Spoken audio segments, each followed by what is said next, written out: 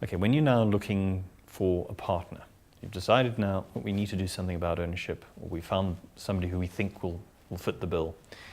You need to consider a couple of things. One is, do you want your partner to be active or passive in the business? And if they're going to be active, they need to be somebody or a grouping of people who can bring some sort of value to the business. Active, in this case, what I'm referring to is people who are actively involved in the day-to-day operations, be it in marketing, sales, be it in HR, be it in finance, wherever it is, they're going to have some sort of say in the running of the business.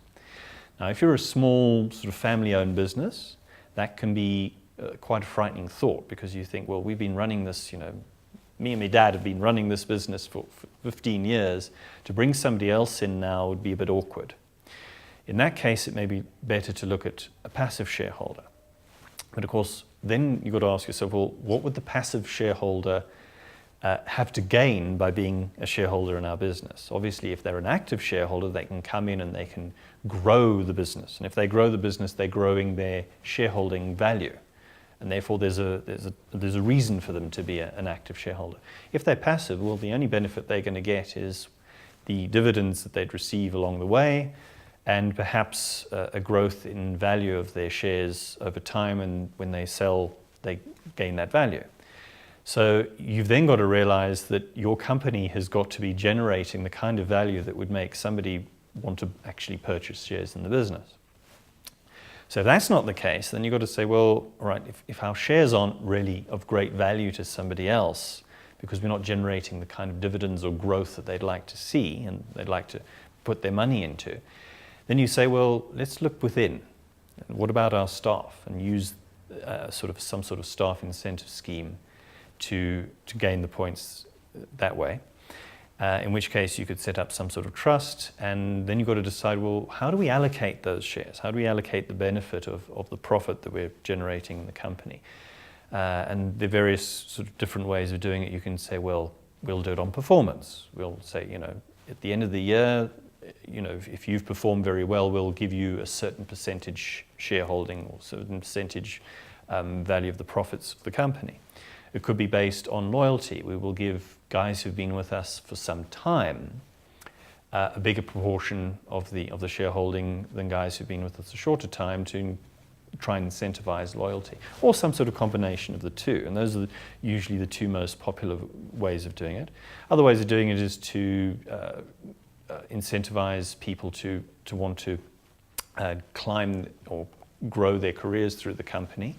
And so you offer more shares to people higher up in the company than those lower down. Or you want to do it in reverse, because you want to actually incentivize the staff who would not normally earn large salaries and get them to see that there's a benefit to working harder. So it all depends on how you want to play the thing.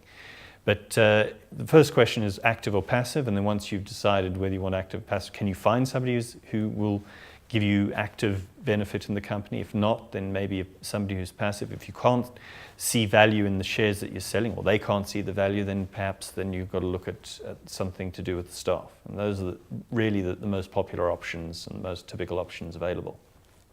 Perhaps the sort of most far-reaching option as let's call it a philanthropic entrepreneur, is to look at some sort of community trust. So now you're looking well beyond the staff in the company.